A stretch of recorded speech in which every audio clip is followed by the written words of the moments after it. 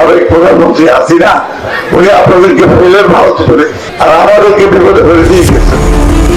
এখন নৌকা নেই। নৌকার কাণ্ডারি সাবেক প্রধানমন্ত্রী শেখ হাসিনা দেশ ছেড়ে ভারতে চলে গেছেন, দিল্লিতে বসে আছেন আর আমাদেরকে বিপদে ফেলে গেছেন। এখন আবার দেখছি যারা আমাদের দেশকে স্বাধীনতাকে বিশ্বাস করে না, তারাই এখন ভোট চাইছে ও দেশ পরিচালনার দাবি করছে। আমরা তাদের ভোট দিয়ে দেশটা সর্বনাশ করব, এমন প্রশ্ন তুলেছেন বিএনপির মহাসচিব মির্জা ফখরুল ইসলাম আলমগীর। তার এমন মন্তব্যে সামাজিক যোগাযোগ মাধ্যমে দেখা দিয়েছে মিশ্র প্রতিক্রিয়া। 26 জানুয়ারি ঠাকুরগাঁও নির্বাচনী এলাকায় এক সভায় মির্জা ফখরুল শেখ হাসিনাকে উদ্দেশ্য করে বলেন, তিনি থাকলে অন্তত একটি গণতান্ত্রিক ব্যবস্থা চলতো। এখন আবার নতুন একটা মার্কা আসছে আমাদের সামনে। ফখরুল বলেন, যারা 1971 সালে পাকিস্তানি বাহিনীকে সহযোগিতা করেছে এবং হাজার হাজার মানুষ হত্যায় জড়িত ছিল, তারাই এখন ভোট চাইছে ও দেশ পরিচালনার দাবি করছে।